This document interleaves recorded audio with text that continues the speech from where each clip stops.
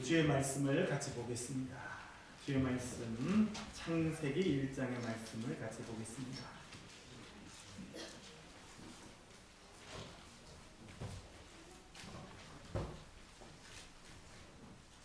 성경 제 앞에 있는 창세기 1장 1절부터 3절까지 말씀,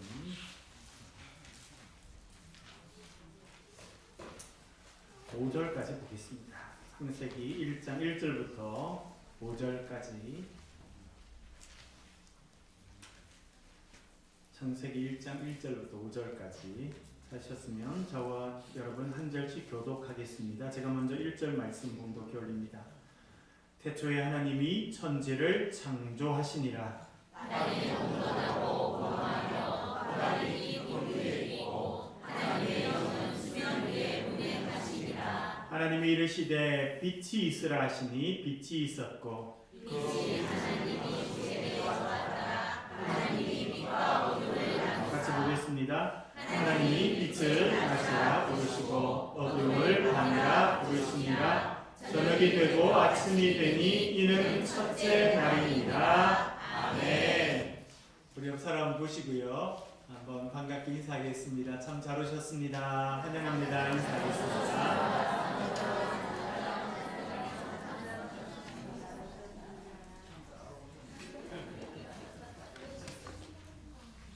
여러분 여기 오시니까 어떠세요? 네. 예, 사실은 저희들이 기도하는 가운데 하나님 어떤 공간을 우리들에게 허락하실까 기도하였습니다. 사실은 저도 또 많은 분들 또 기도하는 가운데 있었지만 어떤 또 곳으로 하나님 인도하실지, 어떤 곳을 하나님께서 예비해 주셨을지 기대하는 가운데 기도하고 여러 가지 생각을 하였는데, 하나님께서 이 계명 대학교 대명 캠퍼스, 여러분 저도 최근에 이제 자주 와봤는데 여기 와보면 아담스 홀도 있고 그런 데가 이제 처음 선교사님들이 오셔서 선교하셨고 또 그분들을 기념하는 공간들이 세워졌고, 제가 역사는 충분히 잘 알지는 못하고 앞으로 또 공부를 하겠습니다만 아마 많은 미국 장로교회 분들이 기도하면서 헌금을 보내서 많은 건물을 세웠을 것이고, 우리 믿음의 선배들이 이곳에 헌금을 하고 또 기부를 하고 눈물 뿌려 기도하고, 그래서 이곳이 크리스천 학교로, 크리스천 대학으로 세워지도록 그렇게 노력하셨다고 생각이 됩니다. 이제 메인 캠퍼스는 성서 쪽으로 옮겨갔습니다만 저희들이 이곳에 와서 다시 예배를 드리게 된 것은 하나님의 특별한 섭리와 은혜 가운데 있다고 생각이 됩니다. 하나님이 또 이곳을 우리에게 허락하시고 또 이곳에서 찬양하고 기도하고 말씀을 묵상할 때 하나님께서 저와 여러분의 영의 눈을 띄워주시는 은혜가 있으시기를 간절히 바랍니다. 제가 1998년 미국의 유니온 신학교라고 하는 장로교 신학교 중에 하나로 교환학생을 갔습니다. 간지 한 달쯤 됐는데 거기 교수님 한 분이 연락이 왔어요. 제가 수업을 듣는 교수님도 아닌데 그분이 연락이 왔습니다. 그래서 잠깐 만날 수 있겠느냐. 그래서 뭐 신학교가 그렇게 크지 않으니까 잠깐 만나게 됐습니다. 그래서 어쩐 일이십니까? 그랬더니 자기는 이 리치몬드라고 하는 그 큰 도시에 있는 제2 장로교회. 장로교회는 전통적으로 생긴 순서부터 이렇게 숫자를 쓰게 되어 있었습니다. 1장로교회, 2장로교회, 3장로교회. 그러니까 제2 장로교회니까 아주 오래된 그런 장로교회 중에 하나인데, 이분이 거기 교회의 장로님으로, 여성분이신데 장로님으로 섬기고 계신다는 겁니다. 그런데 거기가 주일날 아침에 11시에 예배가 있는데 그 1시간 전 10시부터 성경 공부가 있다는 것입니다. 한 100여 명 정도 성경 공부를 참여하는데 저에게 와서 한국 기독교에 대해서 이야기해 주면 좋겠다 이야기를 하시는 거예요. 그러면서 그분이 그러셨습니다. 이 제2 장로교회 이 교회에서 많은 사람들이 선교사를 한국에 보내고 헌금을 해서 한국에 보내고, 예전에는 거기가 남장로교 지역이었거든요. 북장로교, 남장로교가 나눠져 있을 때 그게 남장로교 지역이었고, 대구는 북장로교에서 주로 선교했고요. 호남 지방, 광주를 중심으로 한 호남 지방은 남장로교에서 주로 선교를 했습니다. 그래서 우리가 선교사를 파송하고 헌금을 해서 한국에 보내고, 한국의 기독교인들에게 예수를 믿는다는 것이 무엇인지, 신앙생활을 하는 것이 무엇인지 가르치고 지냈다는 것, 위에서 기도하고 지냈다는 것입니다. 그런데 이제는 우리가 한국 기독교로부터 신앙생활을 배워야 되는 처지에 이르게 됐다는 것입니다. 교회가 노쇠하고 연약해지고 힘이 없어지고, 불같이 일어나서 선교하고 전 세계에 주의 일꾼들을 보내고 헌금을 해서 보내고 그 일꾼들을 키우고, 그리고 그 한국의 초기의 지도자들은 미국으로 불러서 학비를 대주고 기숙사비를 대주고, 그래서 교육을 시켜서 다시 한국으로 돌아가도록 그런 역할들을 해왔는데, 이제는 교회가 선교 열정도 식어지고 교인도 줄어들고, 신앙생활 한다는 것이 긴 전통 가운데 있지만 기쁨과 즐거움이 없다는 것. 그런데 한국에서 온 유학생들을 보니까 얼굴이 다르더라는 거예요. 열정이 다르더라는 거예요. 미국 학생들은 예배 시간에 겨우 와서 기도하는 학생들이 많은데, 보니까 제가 가기 전에 거기에 이승만 목사님이라고 참 훌륭한 분이 계셨는데, 그분 중심으로 해서 고난주간 특별 새벽 기도를 유학생들이 자체적으로 하더라고요. 미국 학생들은 그런 걸 생각 안 했다는 겁니다. 그런데 유학생들이 와서 특별 새벽 기도를 하고 한 번, 두 번, 세 번 하고는 오히려 이제 미국 사람들을 초청하고 미국 교수들을 초청하고 학생들을 초청해서 우리가 고난주간 이 주간에 주님 앞에 기도하고 지내자, 열정을 가르치게 쉬는 것을 보고, 이제는 우리가 한국 교회로부터 신앙생활을 배우고 열정을 배워야 될 때다 본인은 생각했다는 거예요. 그러면서 저에게 네가 가장 최근에 한국에서 왔으니 네가 와서 좀 이야기하면 좋겠다. 대명동 캠퍼스에 오게 되니까 뭔가 그런 느낌이 좀 더 듭니다. 이 캠퍼스 어딘가는 그분들의 헌금이 담겨 있고, 그분들의 눈물이 담겨 있고, 그분들의 헌신이 담겨 있고, 이름도 모르고, 그렇죠? 어디 있는지 알지 못하지만 그분들이 헌금을 하고 애를 쓰고 기도를 하고 해서 보내서 벽돌 하나를 세우고 어떤 학생 하나를 키우고 그랬던 곳이 아닐까, 그런 생각을 하게 되면 하나님의 특별한 은혜 가운데 있다는 것을 더욱 생각하게 됩니다.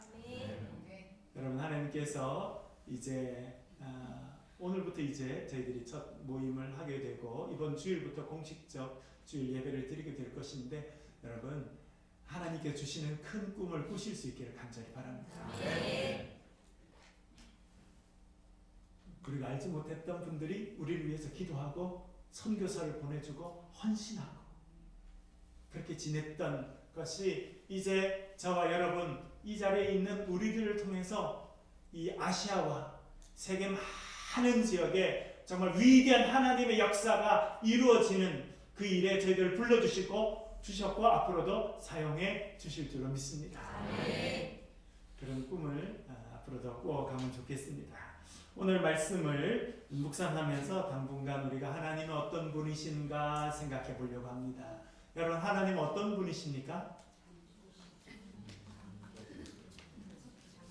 옆 사람 잠깐만 쳐다보시고, 안 친해도 괜찮아요. 그래서 한마디씩만 해보세요. 내 생각에는 하나님이 이런 사람이다. 한 1분 정도 시간 드릴 테니까 한번 이야기 한번 해보셔요. 내 생각 하나님 이런 분이다.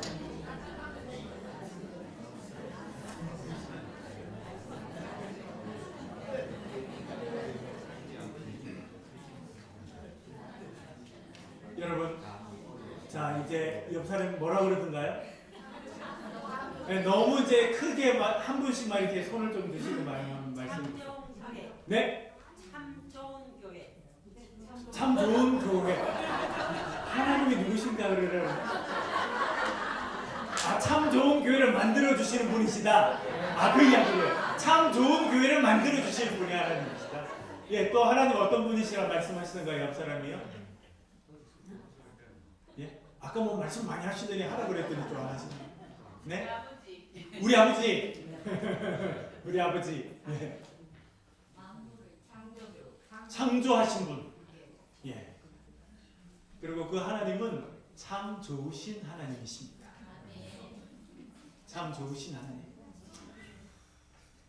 그 참 좋으신 하나님에 대해서 가장 많이 말씀하셨던 분 중에 한 분이 조영기 목사님이시더라고요. 제가 그분의 책을 읽어보고 논문을 읽어보고 제가 그분에 대해서 지난번 제가 1년 반 전에 프랑스에 갔을 때 그분에 대해서 발표를 하게 됐습니다. 제가 원하지는 않았는데 한국교회 부흥에 대해서 이 프랑스 사람들이 알고 싶으니까 한국교회 부흥에 대해서 저보고 논문을 하나 써서 발표하라는 거예요. 그래서 제가 도서관에 갔습니다. 한국교회 부흥에 대해서 쫙 해봤더니 대부분의 책이 조영기 목사님 책이더라고요. 그래서 제가 조영기 목사님 열심히 이렇게 보거나 이렇게 설교를 가끔 들은 적은 있습니다만 공부해 본 적이 없는데 제가 이렇게 논문을 하나 쓰게 됐습니다. 그것도 하나님은 참 인도하심이다 이렇게 생각했습니다. 장로교 통합 측에서는 한때 순복음교회 조영기 목사님을 이단성이 많다 이렇게 했기 때문에 신학교에서도 가르치지 않고 저희도 책을 안 배웠습니다. 그런데 유럽에 있는 기독교 지도자들에게 한국 교회의 부흥에 대해서 이야기하려고 했더니 조영기 목사님을 빼고는 할 수 없다는 걸 알게 됐어요. 실제로 제가 가보니까 그 목회자 중에 많은 분들이 자기가 젊을 때 조영기 목사님 집회에 참여했던 분이 많더라고요. 그래서 제가 알게 됐습니다. 그리고 제가 그분의 책을 직접 쓰신 책을 몇 권을 읽고 관련된 논문을 20편 이상 읽고 제가 논문 한 편 쓰면서 제가 회개했습니다. 하나님, 저의 교만함을 용서해 주십시오. 우리 교단의 교만함을 용서해 주십시오. 하나님께서 정말 크게 쓰시는 분들이 참 많으시구나. 근데 그분이 강조한 게 좋으신 하나님이시다. 하나님은 참 좋으신 분이시다. 그 좋으신 하나님이 하신 가장 중요한 일, 첫 번째는 창조하신 하나님이다라고 하는 것입니다. 여러분 창세기 1장 1절 정도는 외우고 계신가요? 예, 외우고 계신 분은 한번 해보실게요. 시작. 태초에 하나님이 천지를 창조하시니라. 아멘. 제가 외우고 있는 히브리어로 외우고 있는 구절이 딱 하나 있는데 창세기 1장 1절이에요. 아는 척 해봐도 괜찮을까요? 배 아프실까요? 마음으로 하시는 거예요. 제가 한번 해볼게요. 베레시트 바라 엘로힘 하샤마임 베엣 하아렛. 네, 좀 아는 척 해보는데. 아멘 하신 분은 지금 거기서 알아들으시고 이렇게 통역이 딱 계시는 거죠, 이렇게. 네? 뭐 설마 목사님 한 게 맞겠지 이렇게 하시는 거예요. 네, 창세기 1장 1절입니다. 저희들이 히브리어를 배우고 아는 척 하려고 일부러 이것을 외웠어요. 베레시트라고 하는 단어가 사실은 성경의 첫 단어입니다. 태초에라고 하는 단어입니다. 여러분 태초는 어떤 시간입니까? 처음의 시간이다. 혼돈의 시간이다. 예, 여러분 태초의 어떤 시간입니다? 어떤 시간인가요? 사실은 이 우주의 역사가 시작되는 시간이 태초라고 하는 시간입니다. 그러면 그 시간은 누가 정했을까요? 여러분 이것은 대단히 중요하다고 생각됩니다. 우리가 매일 시계를 보고 지금도 이제 8시가 돼가네 시계를 보지만 우리 인간이 생각하지 못하는 시간이 있다는 것입니다. 태초의 시간이 그런 시간 중에 하나입니다.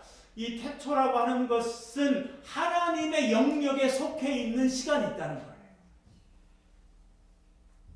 우리는 다 인간들이 시계를 만들고 매일 우리가 시간을 맞춰서 움직이니까 이 시간을 우리가 지배하는 것처럼 생각하고 이 시간 계획에 따라서 오늘은 뭘 하고 내일은 뭘 하고 이때는 우리 애를 대학 보내고 이때는 우리 애를 장가 보내고 그런 계획을 다 하지만 사실은 여러분 살아보면 우리의 계획대로 되던가요? 그렇지 않다는 거예요. 인생을 살아보신 분들은 깨닫습니다. 인생의 많은 계획들 우리가 하지만 그 계획이 이루어지는 그 시간은 하나님의 영역에 속해 있다고 하는 것을 우리가 깨닫게 된다는 것입니다. 그것을 잘 깨달았던 사람이 헬라 사람들이었습니다. 그래서 헬라 사람들은 시간을 부르는 단어가 2개 있었습니다. 첫 번째는 크로노스라고 하는 단어였습니다. 여러분 여기 우리 아이들도 와 있는데 그리스 로마 신화에 보면 시간을 지배하는 신이 있습니다. 그 신의 이름이 뭡니까? 크로노스입니다. 시간의 신이 크로노스입니다. 그런데 그것은 지금 우리가 말하는 8시 1분 이렇게 말할 때 시간이 크로노스예요. 그런데 헬라 사람들은 지혜가 있어서 우리가 느낄 수 있는 우리가 1분, 1초, 몇 시 인간이 시계를 만들어서 볼 수 있고 카운트할 수 있는 시간이 있고 그 시간 외에 신의 영역, 하나님의 영역에 속해 있는 시간이 있다는 것을 알게 되었습니다. 그래서 그 사람들은 그 시간을 카이로스라고 불렀습니다. 카이로스. 이왕 공부를 좀 하실 거니까 한번 따라해 보실까요? 카이로스. 그래서 저희들은 그렇게 생각했습니다. 크로노스라고 하는 시간은 수평적인 시간입니다. 딱딱딱딱 옆으로 흘러가는 수평적인 시간. 그런데 카이로스, 하나님이 정해놓은 시간은 수직적인 시간이라 그렇게 생각할 수 있습니다. 우리가 선택할 수 있는 게 아니에요. 마치 번개가 하늘에서부터 딱 치듯이 그렇게 어떤 계시의 사건이 딱 임하는 것, 그것이 카이로스의 시간인 것입니다. 사도 바울은 자기가 다메섹으로 올라가겠다 생각했습니다. 자기의 시간 개념을 갖고 내가 몇 시에 출발해서 다메섹에 언제 도착해서 예수 믿는 사람을 어떻게 잡아야지 자기 머릿속으로 생각하고 올라갔는데 그 계획대로 되지 않았습니다. 올라가다가 부활하신 예수 그리스도를 만나게 됩니다. 말에서 떨어지게 되고 그의 인생이 바뀌게 되었습니다. 그것을 조금 어려운 말로 계시의 사건이라고 말합니다. 계시의 사건. 하나님께서 하나님 당신 자신을 열어서 보여주는 사건을 계시의 사건이라 그렇게 말할 수 있습니다. 그러면 계시의 사건은 언제 이루어집니까, 여러분?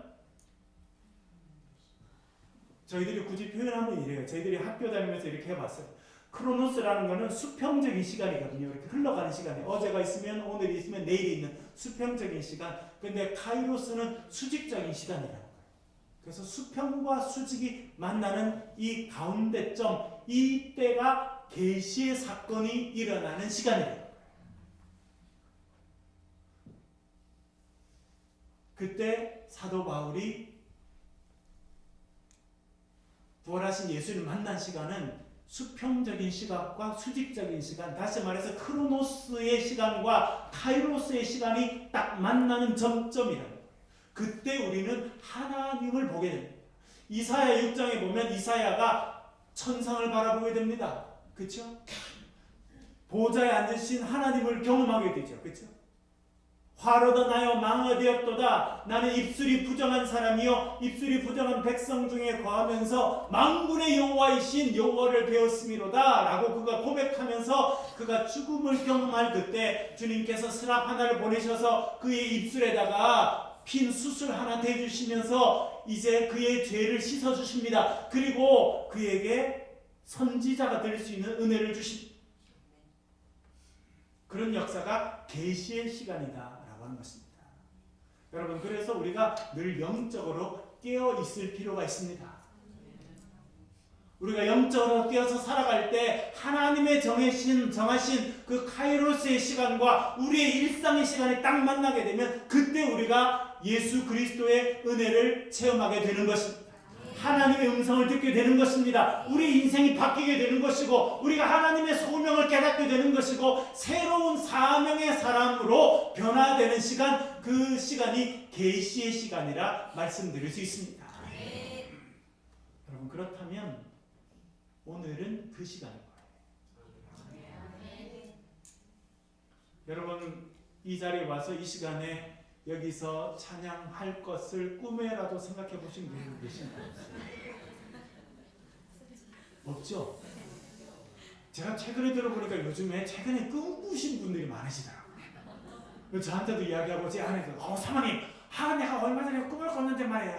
옷을 입은 사람이 이렇게 제가 그래서 그랬어요.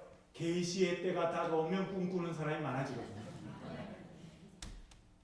하나님께서 많은 사람들에게 새로운 일이 일어날 것을 말씀하시는 시간인 것입니다. 여러분, 그러니까 우리가 되게 행복한 시간이 들어온 거예요. 하나님께서 새로운 일을 일으키실 때는 한 사람에게만 보여주시지는 않으십니다.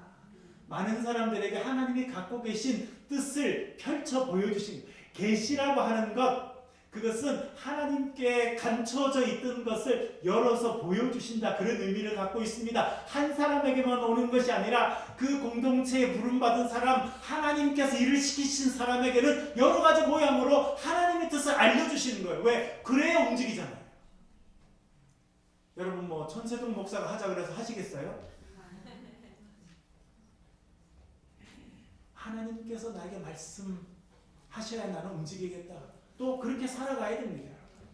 여러분, 그래서 우리는 정말 은혜 받을 때 그때를 체험하고 있다고 하는 것을 기억하실 수 있길 바랍니다.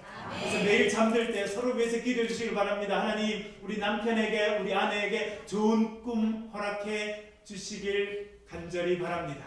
우리 자녀들 하나님 계시의 꿈을 꿀 수 있도록 도와주십시오. 여러분, 기도하실 수 있기를 간절히 바랍니다.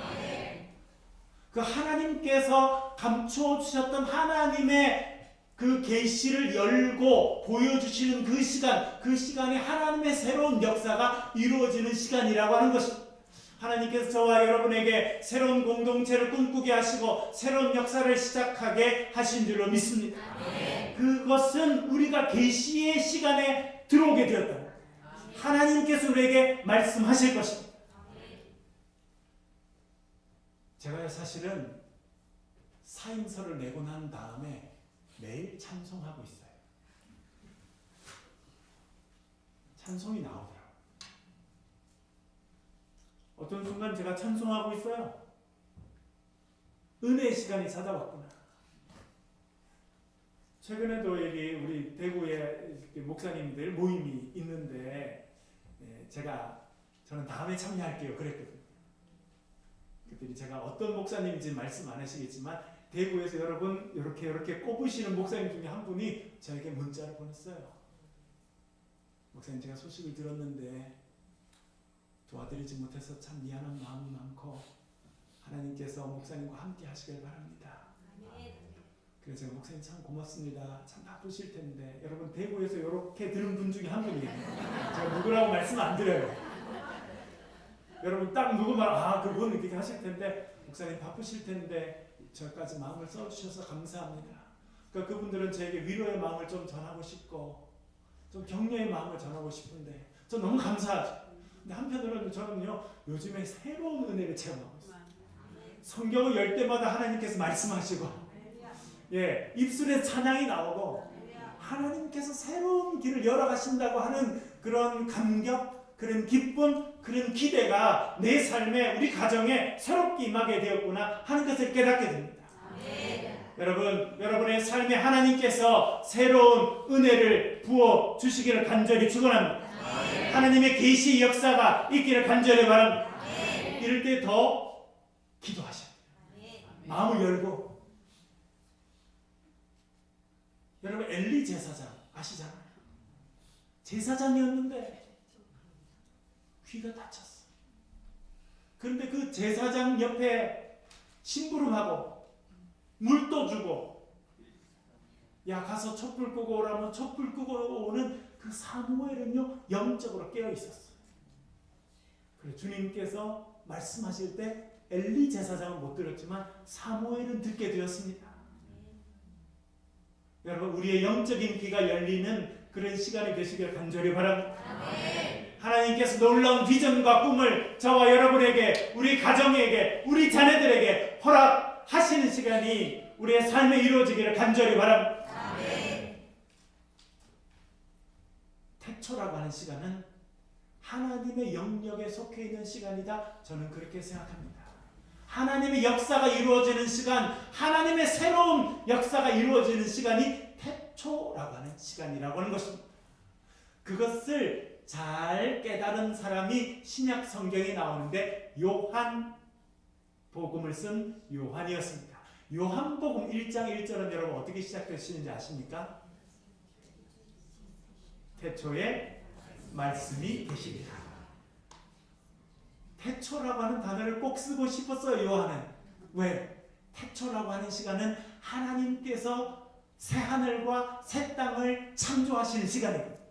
하나님의 계시의 시간이거든요. 새로운 생명의 역사가 일어나는 시간이거든요. 그래서 요한복음을 쓴 요한은요 태초라고 하는 단어를 창세기에 딱 보고 내가 이 단어를 처음 써야지 하고 딱 쓴 거예요. 다른 게 있다면 창세기는 히브리어로 쓰였기 때문에 베레시트라고 쓰였을 뿐이고 신약 성경 요한복음 헬라어로 쓰였기 때문에 헬라어로 태초라고 하는 시간은 아르케라고 하는 시간 말이거든요. 그래서 엔 아르케 그렇게 하면서 요한복음이 시작됩니다. 여러분 태초의 시간은요 이 지구가 시작되기 전에 있었습니다. 그러나 태초의 시간이라고 하는 것은 우리의 삶에 하나님의 새로운 역사가 이루어지는 시간이 태초의 시간이라고 하는 것을 여러분 기억하실 수 있기를 간절히 바랍니다. 우리가 새롭게 시작하는 이 교회가 새롭게 시작되는 시간이 하나님의 또 다른 태초의 시간이 되는 줄로 믿습니다. 성령께서 역사하시는 시간이 될 줄로 믿습니다. 새로운 길로 새로운 역사로 우리를 이끌어 가시고 새 생명의 창조의 역사가 이루어지는 시간이 태초의 시간이다 라고 하는 것입니다. 그러면 태초의 시간에 하나님께서 뭘 하셨습니까? 창세기 1장에 보니까 태초에 하나님이 뭘 하셨다는 것입니까? 태초에 하나님이 천지를 창조하셨다.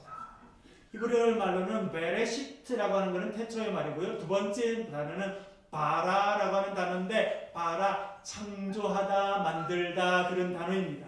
그런데 이 단어는요 사람이 우물딱조물딱 해가지고 진흙으로 뭘 만들 때는 이 단어를 쓰지 않습니다. 이 단어는 하나님께서 새로운 일을 하실 때만 쓰는 단어입니다. 그래서 1장 27절 같은데 하나님께서 우리의 모양대로 우리의 형상을 따라 사람을 만들자 사람을 창조하시되 이때 쓰는 단어예요. 하나님께서 새로운 일을 하실 때 새로운 역사를 이루실 때 이 단어를 쓰게 되어 있습니다. 그런데 여러분 놀랍게도요 우리가 지난 주일날 그리고 그 전주 기도회 할 때 여러분 우리가 시편 51편을 읽었죠.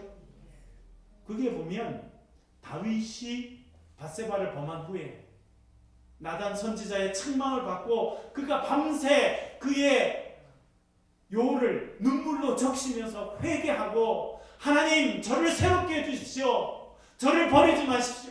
주의 영이 저에게서 떠나지 말게 도와주십시오. 그렇게 기도할 때 이 사람이요 놀랍게 이렇게 이야기합니다. 시편 51편 10절 제가 읽어드릴게요. 내 속에 정한 마음을 창조하시고 요때 요 단어를 썼더라고요. 저는 참 신기하다 생각했어요. 여러분 우리를 새롭게 하시는 분이 누구라는 겁니까? 내가 새롭게 돼야지 하고 되는 게 아니라 하나님의 영이 우리의 심령 가운데 오셔서 우리를 만져주실 때 우리가 새로운 인생으로 거듭나게 될 줄로 믿습니다. 우리 마음에 새로운 역사가 일어나게 될 줄로 믿습니다.